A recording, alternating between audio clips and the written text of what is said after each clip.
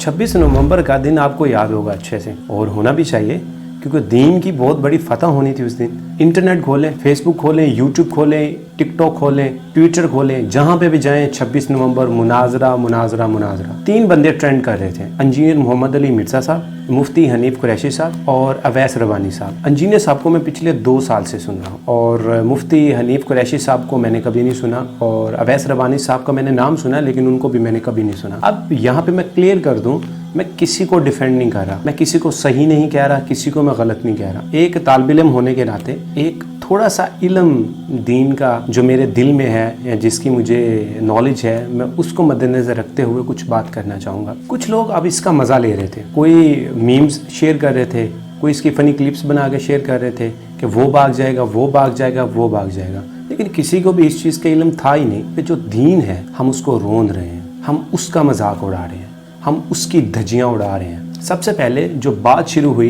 अवैस रबानी साहब ने की, उन्होंने पहले 3-4 वीडियोस अपलोड की, इसकी इंट्रोडक्टरी वीडियो बना के बड़ी सिनेमैटिक व्यू में, बड़े थ्रिलर मूड में, इंजीनियर साहब तैयार हो जाएं, 26 नवंबर को मैं आ रहा हूँ, लेकिन साथ में ब्रांड की प्रमोशंस भी कर रहे हैं। आप इनकी वीडियोस देखें, वीडियोस में ये अपने टेबल के सामने किसी ब्रांड की बोतलें रख के उसको प्रमोट भी कर रहे हैं, साहिब किसकी आड़ में, दीन की आड़ में। फिर आते हैं मैदान में मुफ्ती हनीफ कुरैशी साहब, वो भी यही बात करते हैं, 26 नवंबर इंजीनियर, ओए इंजीनियर तैयार हो जा, मैं आ रहा हूँ। ये दोनों मिलके 26 नवंबर वाले दिन झेलम पहुंचते हैं, उनकी एकेडमी के बाहर जाते, उनको आवाज़ देते हैं, इंजीनियर साहब नहीं आते। फातिह झेलम बन के मुफ्ती हनीफ कुरैशी साहब और अवैस रबानी साहब वापस आ जाते हैं। मैं इन तीनों में से किसी के लिए भी अपने दिल में कोई नफरत नहीं रखता, लेकिन हाँ इख्तलाफ हैं, इंजीनियर साहब से भी हैं, अवैस रबानी साहब से भी हैं और मुफ्ती हनीफ कुरैशी साहब से भी हैं। अब यहाँ पे मैं जो बात करना चाह रहा हूँ, मैं सिर्फ आपसे ये पूछना चाहता हूँ, अवैस रबानी साहब, मुफ्ती हनीफ कुरैशी साहब या वो सारे लोग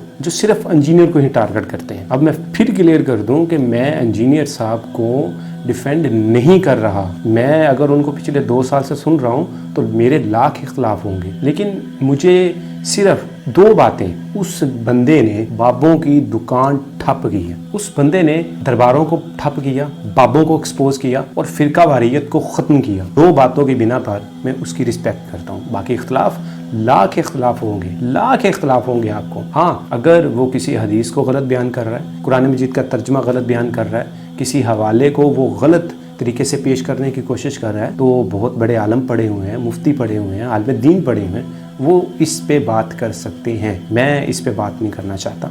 मैं सिर्फ आप 2 लोगों से ये पूछना चाहता हूँ और उन सब लोगों से ये पूछना चाहता हूँ जो मुफ्ती हनीफ कुरैशी और अवैस रबानी साहब को सपोर्ट कर रहे हैं और कह रहे हैं कि उनके पास जाएं, उनके पास जाएं।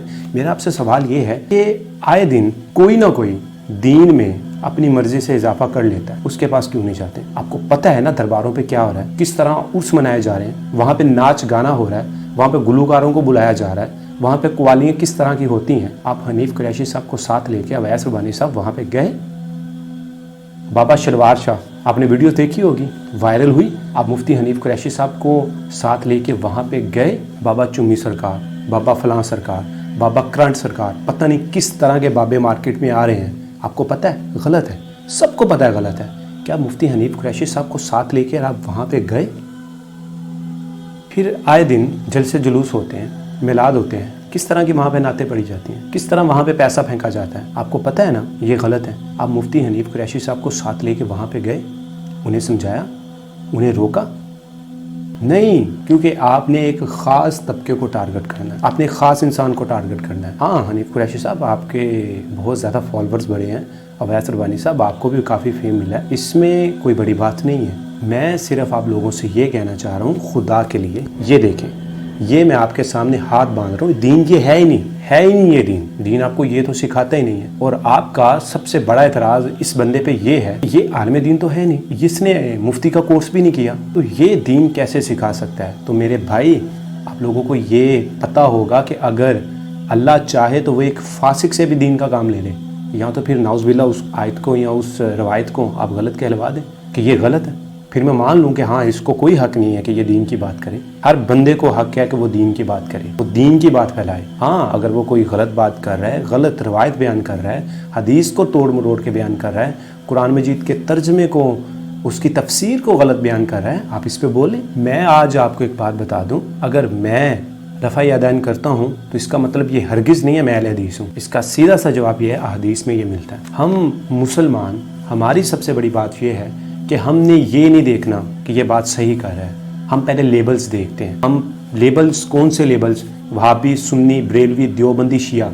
फिर हम फैसला करते हैं कि इसकी बात को हमने एक्सेप्ट करना है, रिजेक्ट करना है, इसकी बात को सही कहना है, गलत कहना है, इसको कितनी इज्जत देनी है। अगर आपके मसलक का मौलवी आपसे बात कर रहा है ना, तो आपने उसके पीछे लब्बैक कहना है। It doesn't matter he is wrong और ही इज़ राइट, ये तो मैटर ही नहीं करता। पहले ये आता है कि हमारे मसलक का है, तो फिर हमारे मसलक का मौलवी कैसे गलत कह सकता है, वो कैसे गलत बोल सकता है, हम उसको डिफेंड करते हैं। कोई बंदा हमें मिले ना, हम ये लेबल्स पहले देखते हैं। अगर ये मेरे मसलक का है, अगर ये अहले हदीस है, मैं अहले हदीस हूँ, मैं इसको इज्जत दूंगा। अगर ये अहले हदीस है और मैं अहले सुन्नत जमात से हूँ, मैं इसको उतनी इज्जत नहीं दूंगा। अगर ये मेरा पीर भाई है, मैं इसको ज़्यादा इज्जत दूंगा। यार ये दीन नहीं है, दीन समझने का नाम है। और हमारे दीन में ये फ़िरका वरीयत का कोई कॉन्सेप्ट नहीं है। मैं आपको फिर कह रहा हूँ कि अगर मैं इस बंदे को सुनता हूँ, अगर मैं इस बंदे को किसी वजह से पसंद करता हूँ, उसकी दो वजूहात हैं। ये बाबा सिस्टम ख़त्म करना, सिर्फ रब के आगे मांगना, रब के आगे झुकना, और दूसरा इस फ़िरका वारियत को ख़त्म करना। क्यों आप अहले हदीस, अहले सुन्नत जमात से बरेलवी, देवबंदी, शिया? इसलिए कि आपके वालिदैन थे, या इसलिए कि आपके मौलवी ने आपको कहा कि पुत्र तू सही खड़ा है, सही मसलक पे खड़ा है? यार ये सब छोड़ दें। मेरी आप सबसे ये दरख्वास्त है कि दीन ये नहीं है, इस तरह नहीं होता। आपका जो काम है आप उस काम को बखूबी अंजाम दें।